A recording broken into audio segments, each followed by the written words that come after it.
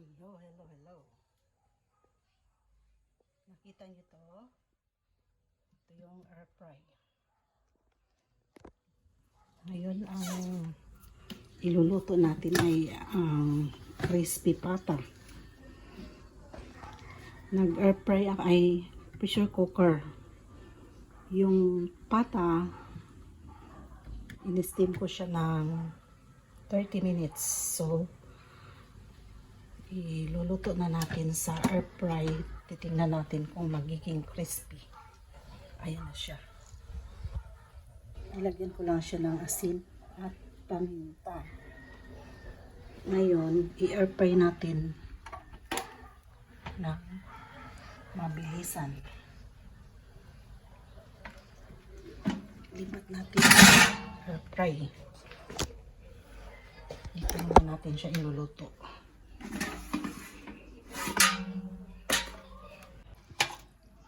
Ayan na siya, guys. Malambot na nga siya. Ngayon, malasik yung taba. I-air fry natin siya ng 1 hour. Tignan natin kung magiging crispy. Diyan.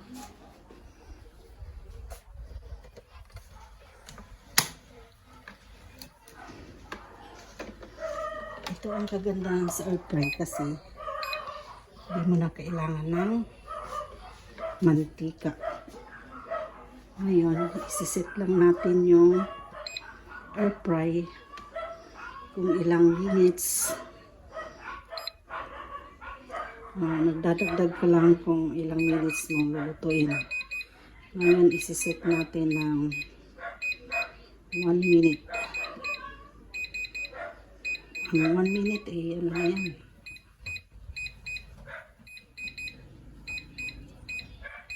Isang minuto. Yan. 60. 180 degrees. Ngayon, start na natin siya ng air fry. Ito nga pala siya. Malambot na siya. Ngayon, testing natin kung malutong.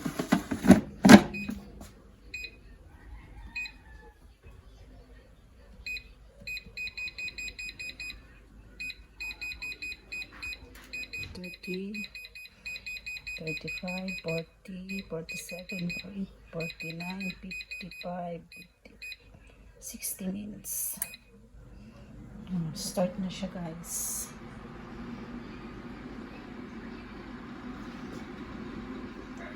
Less oil, walang oil. Antayin natin ng isang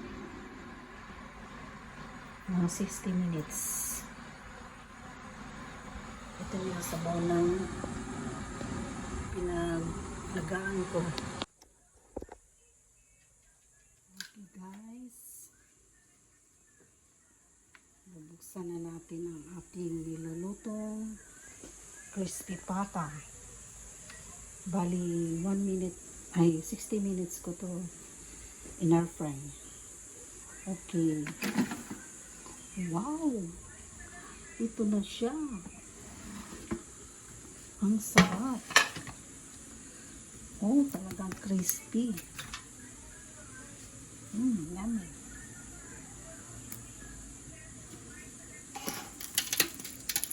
Yummy, yummy. Crispy, crispy. Oh, talaga namang malutong. Nilipat natin sa pinggan.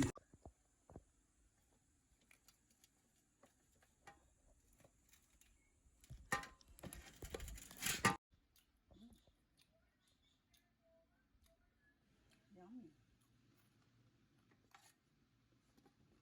Success pala yun. Ilaga mo muna siya bago mo siya air fry para malambot. Ngayon, ito na siya. Ito na siya.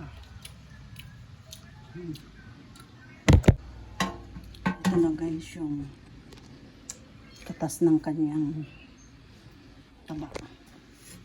Diyan sa ilalim. Mainit.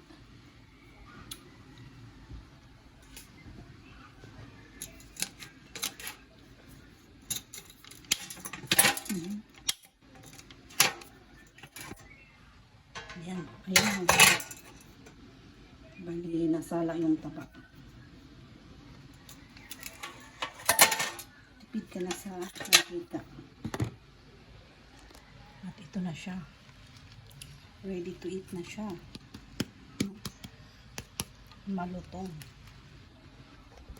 At malambot.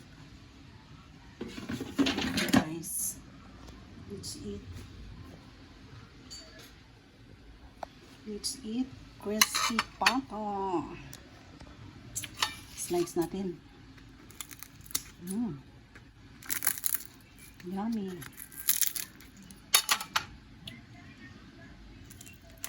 Ito lang ang gusto ko dito. Yung balat.